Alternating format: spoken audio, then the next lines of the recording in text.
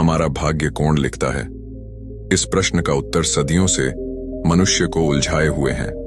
भाग्य, जिसे कई लोग जीवन की घटनाओं और परिस्थितियों का पूर्व निर्धारित क्रम मानते हैं, क्या वास्तव में किसी शक्ति या शक्ति द्वारा लिखा जाता है? क्या यह ईश्वर कर्म या हमारे खुद के प्रयासों का परिणाम है?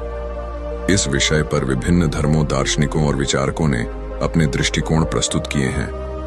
भाग्य के इस रहस्यमय और गूढ़ सवाल पर विचार करते हुए हम यह समझने का प्रयास करेंगे कि क्या सच में कोई ऐसी शक्ति है जो हमारे जीवन के प्रत्येक कदम को नियंत्रित करती है, या फिर हम खुद अपने भाग्य के निर्माता हैं। नमस्कार मित्रों, स्वागत है आपके अपने चैनल। यहाँ आपको मिलेंगी प्रेरणादायक कहानियां और बुद्ध की गहरी शिक्षाएं। अगर हमारी कहानी ने आपके दिल को छुआ हो तो हमें कमेंट में जरूर बताएं और चैनल को सब्सक्राइब करना ना भूलें, ताकि ऐसी ही और कहानियां आप तक पहुंचती रहें। बहुत समय पहले एक सुंदर राज्य था जिसका नाम धर्मपुर था। इस राज्य का राजा धर्मराज एक अत्यंत न्यायप्रिय और धर्मपरायण शासक था। राजा अपने राज्य में सुख और समृद्धि लाने के लिए कड़ी मेहनत करता था और उसका एक ही उद्देश्य था, अपने प्रजा के जीवन को शांतिपूर्ण और खुशहाल बनाना। परंतु जितना वह प्रयास करता, उतनी ही बार वह जीवन की अनिश्चितताओं और भाग्य के खेल को देखकर चिंतित हो जाता था। राजा ने अपनी प्रजा के बीच कई बार देखा कि कुछ लोग कड़ी मेहनत और अच्छे कर्म करने के बाद भी दुखी और कष्ट में रहते हैं, जबकि कुछ लोग बिना किसी विशेष प्रयास के सुखी जीवन व्यतीत करते हैं। इन परिस्थितियों ने राजा के मन में एक गहरी शंका उत्पन्न कर दी। क्या भाग्य का लेखा पहले से ही तय होता है, या इसे इंसान अपने कर्मों से बना सकता है? राजा धर्मराज का मन इस सवाल में उलझ गया था और वह इसका उत्तर जानने के लिए बेचैन था। राजा ने अपने दरबार के सभी ज्ञानी और विद्वान पंडितों से इस प्रश्न का उत्तर पाने की कोशिश की, परंतु कोई भी संतोषजनक उत्तर नहीं दे सका।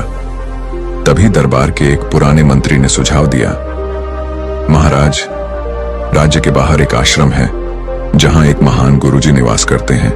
कहा जाता है कि वे जीवन के गहरे रहस्यों को जानते हैं और उनके पास हर प्रश्न का उत्तर है। यदि आप उनसे सवाल का समाधान चाहते हैं तो आपको उनके पास जाना चाहिए।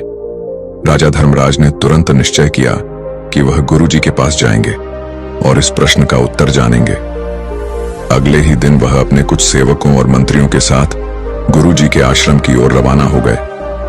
गुरुजी का आश्रम जंगल के मध्य में स्थित था, जहां शांति और सौम्यता का वातावरण था। जैसे ही राजा आश्रम पहुंचे, उन्होंने देखा कि वहां अनेक लोग गुरुजी के दर्शन के लिए आए हुए थे और सभी की आंखों में एक अजीब सी चमक और संतोष था। राजा ने गुरुजी के सामने प्रणाम किया और अपनी शंका उनके सामने रखी। गुरुदेव, राजा ने विनम्रता से कहा, मेरे मन में एक गहरा प्रश्न है। मैं यह जानना चाहता हूं कि भाग्य का लेखा कौन लिखता है? क्या यह पहले से ही तय होता है? क्या हम इसे अपने कर्मों से बना सकते हैं? गुरुजी ने राजा की आंखों में गहरे धैर्य और जिज्ञासा को देखा और एक हल्की मुस्कान के साथ बोले, धर्मराज, यह प्रश्न अत्यंत महत्वपूर्ण है। इसका उत्तर पाने के लिए जीवन और कर्म के गहरे अर्थ को समझना आवश्यक है। भाग्य का लेखा इंसान के कर्मों से ही लिखा जाता है, लेकिन इसे समझने के लिए मैं तुम्हें मार्गदर्शक कहानियां सुनाता हूं। यह कहानियां तुम्हारे प्रश्न का उत्तर देंगी। गुरुजी ने राजा को एक पुरानी कहानी सुनाई जो एक गरीब ब्राह्मण की थी। यह ब्राह्मण अत्यंत ईमानदार और साधु प्रवृत्ति का था। उसने जीवन भर तपस्या, पूजा और ईमानदारी से जीवन बिताया था। वह कभी किसी के प्रति द्वेष या दुर्भावना नहीं रखता था और हमेशा धर्म के मार्ग पर चलता था। परंतु उसकी स्थिति बेहद दयनीय थी। उसका परिवार अत्यंत गरीबी में जी रहा था। ब्राह्मण ने सोचा, मैंने जीवन भर अच्छे कर्म किए हैं, फिर भी मुझे इतना कष्ट क्यों मिल रहा है? क्या यह मेरा भाग्य है जिसे मैं नहीं बदल सकता? एक दिन ब्राह्मण ने अपने गांव के मंदिर में जाकर भगवान से प्रार्थना की। उसने कहा, हे प्रभु, मैंने हमेशा आपका नाम लिया है, सदैव अच्छे कर्म किए हैं, फिर भी मेरी स्थिति इतनी खराब क्यों है? क्या यह मेरा भाग्य है? क्या मेरा भाग्य कभी नहीं बदलेगा? तभी मंदिर में एक साधु आया। वह ब्राह्मण की प्रार्थना सुन रहा था। साधु ने ब्राह्मण से पूछा, हे ब्राह्मण, तुम इतने दुखी क्यों हो? ब्राह्मण ने साधु से अपनी व्यथा कही। और साधु ने उसे एक रहस्यमय स्थान पर जाकर एक विशेष साधना करने का सुझाव दिया। वहां साधु ने कहा, तुम्हें अपने जीवन का असली कारण समझ आएगा और यह भी कि तुम्हारा भाग्य क्यों ऐसा है। ब्राह्मण ने साधु की बात मानी और वह उस स्थान पर गया। वहां उसे एक दिव्य स्थान मिला जहां ध्यान करते हुए उसे एक दृश्य दिखा। उसने देखा कि उसके पिछले जन्मों में उसने कुछ ऐसे कर्म किए थे जिनका फल अब उसे भुगतना पड़ रहा था। ब्राह्मण ने यह भी देखा कि वह अब अपने वर्तमान जन्म के अच्छे कर्मों के कारण अगले जन्म में सुखी और समृद्ध होगा। उसे यह भी झांत हुआ कि भाग्य कोई स्थायी चीज नहीं है, बल्कि कर्मों से लगातार बनता और बदलता रहता है। गुरुजी ने कहा, धर्मराज, यह पहली कहानी यही बताती है कि हर व्यक्ति के कर्म ही उसके भाग्य का निर्माण करते हैं। ब्राह्मण के पिछले कर्मों के फल स्वरूप उसे गरीबी का सामना करना पड़ा, लेकिन उसके वर्तमान कर्म उसके भविष्य को उज्जवल बना रहे थे। गुरुजी ने राजा को दूसरी कहानी सुनाई जो एक सांप और चील की थी। यह कहानी गहरे प्रतीकात्मक अर्थों से भरी थी और राजा को भाग्य और कर्म के संबंध को और स्पष्ट रूप से समझाने के लिए थी। गुरुजी ने कहा, एक समय एक घना जंगल था जहां एक विशाल चील आसमान में उड़ रही थी। वह आकाश की ऊंचाइयों में थी और उसने अपने पंखों की शक्ति से बहुत कुछ हासिल किया था। वह पूरे जंगल की राजा मानी जाती थी क्योंकि उसकी गति और शक्ति बेजोड़ थी। उसी जंगल में एक छोटा सांप भी रहता था जो जमीन के करीब रहता और अपनी स्थिति से संतुष्ट था। चील को हमेशा यह लगता था कि वह सबसे शक्तिशाली है और उसकी किस्मत में हमेशा जीत और सफलता ही लिखी है। वह छोटे जीवों को अपनी प्रजा समझती और कभी कभी उन्हें बिना कारण नुकसान पहुंचाती। दूसरी ओर सांप बहुत शांत स्वभाव का था। वह अपनी सीमाओं को जानता था और कभी किसी को परेशान नहीं करता था, परंतु वह कभी हार मानने वालों में से नहीं था। एक दिन जंगल में तूफान आया। आसमान में बादल गरजने लगे और हवाएं बहुत तेज हो गईं। चील ने तूफान से बचने के लिए ऊंचाई में और ऊपर जाने की कोशिश की, लेकिन तूफान इतना भयंकर था कि उसने चील को नियंत्रित कर लिया। चील को अपनी जान बचाने के लिए संघर्ष करना पड़ा और अंत में वह थकान से गिरने लगी। उधर सांप जमीन पर छिपा हुआ था और तूफान से बचने के लिए अपनी गति और धैर्य का इस्तेमाल कर रहा था। उसने अपनी सीमाओं को पहचाना और धरती के करीब रहते हुए अपने जीवन को सुरक्षित रखा। जब तूफान खत्म हुआ, चील ने देखा कि वह बुरी तरह से घायल हो चुकी थी, जबकि सांप शांत और सुरक्षित था। गुरु ने इस कहानी के माध्यम से राजा को समझाया, धर्मराज, यह कहानी बताती है कि भाग्य की चाल बहुत गहरी और अनजानी होती है।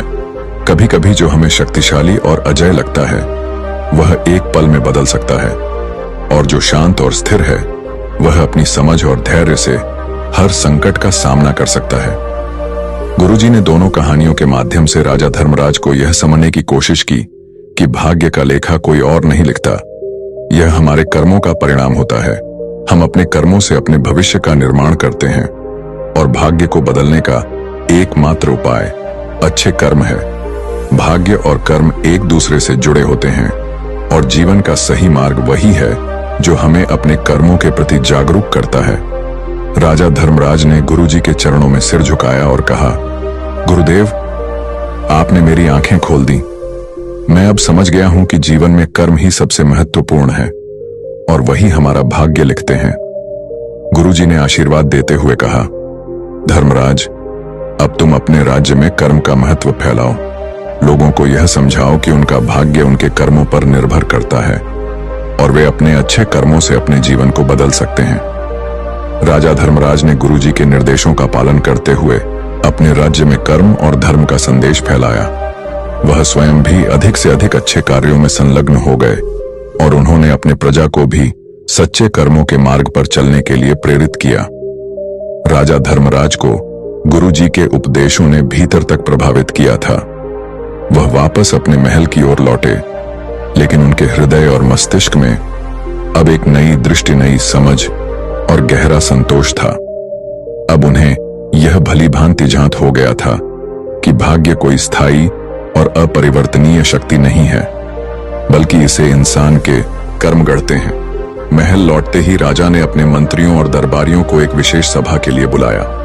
उन्होंने अपनी प्रजा के बीच यह संदेश फैलाने का आदेश दिया कि कर्म ही भाग्य का निर्माण करते हैं और हर व्यक्ति को अपने कर्मों का महत्व समझना चाहिए।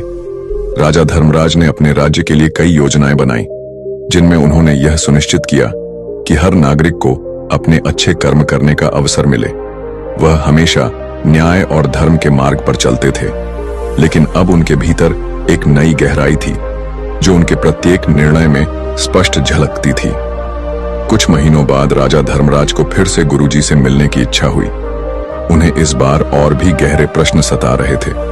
उन्होंने सोचा कि अब समय आ गया है कि वह गुरुजी से जीवन और मृत्यु के रहस्यों के बारे में जाने। राजा एक बार फिर गुरुजी के आश्रम पहुंचे। आश्रम में पहुंचते ही उन्होंने देखा कि वहां अब और भी अधिक लोग आ चुके थे। गुरुजी का आशीर्वाद और ज्ञान दूर दूर तक फैल चुका था। गुरुजी ने राजा को आते देखा और मुस्कुराते हुए उनका स्वागत किया। धर्मराज, गुरुजी ने कहा, मैं देख रहा हूं कि तुम अब कर्म और भाग्य के सिद्धांत को समझने लगे हो, लेकिन मैं जानता हूं कि अभी भी कुछ प्रश्न तुम्हारे मन में हैं।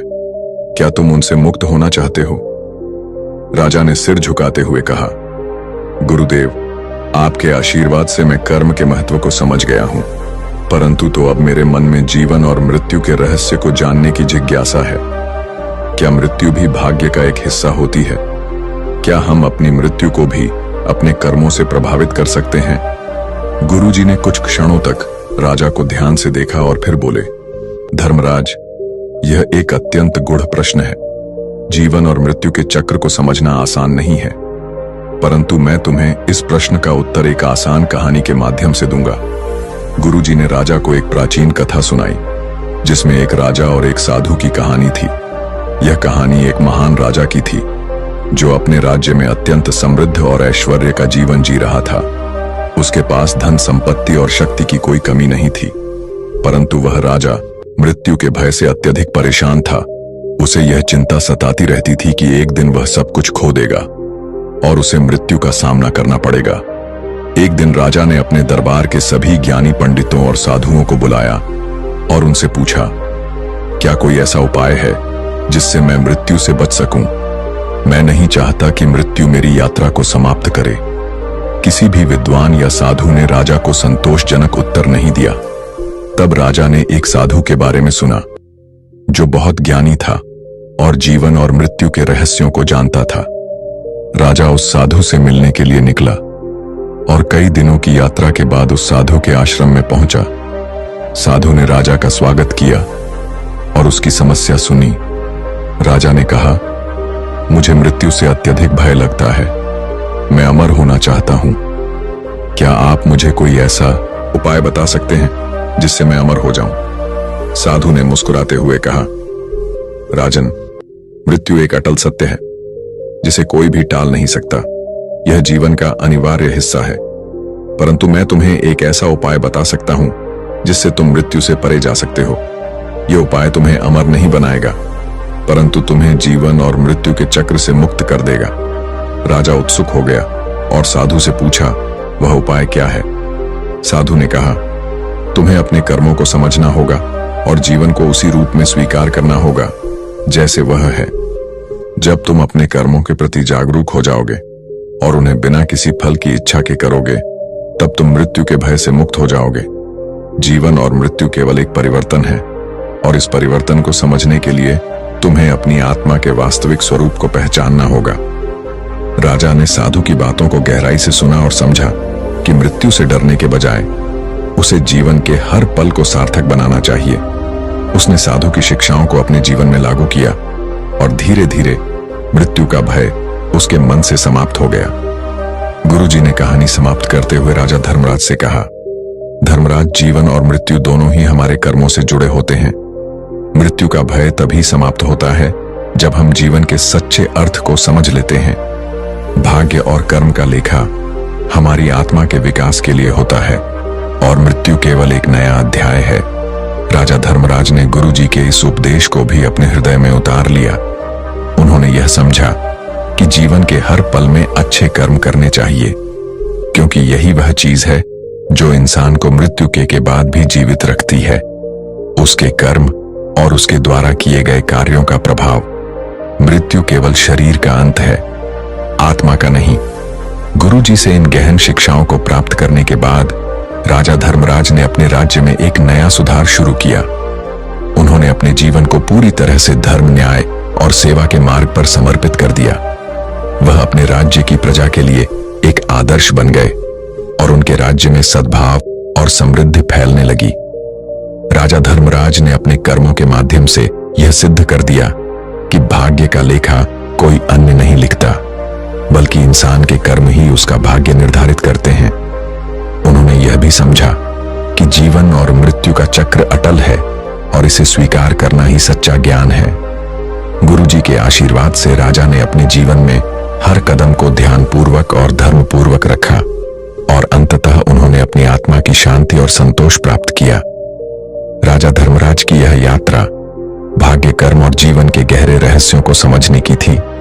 गुरुजी के मार्गदर्शन से उन्होंने न केवल भाग्य का रहस्य जाना, बल्कि जीवन के सच्चे अर्थ को भी समझा। यह कहानी हमें यह सिखाती है कि हमारे कर्म ही हमारे भाग्य का निर्माण करते हैं और जीवन और मृत्यु के चक्र को समझकर हम सच्ची शांति प्राप्त कर सकते हैं। भाग्य का लेखा कौन लिखता है? इसका उत्तर गुरुजी के शब्द निहित है भाग्य तुम्हारे कर्मों का ही फल है। धन्यवाद और नमो बुद्धाय।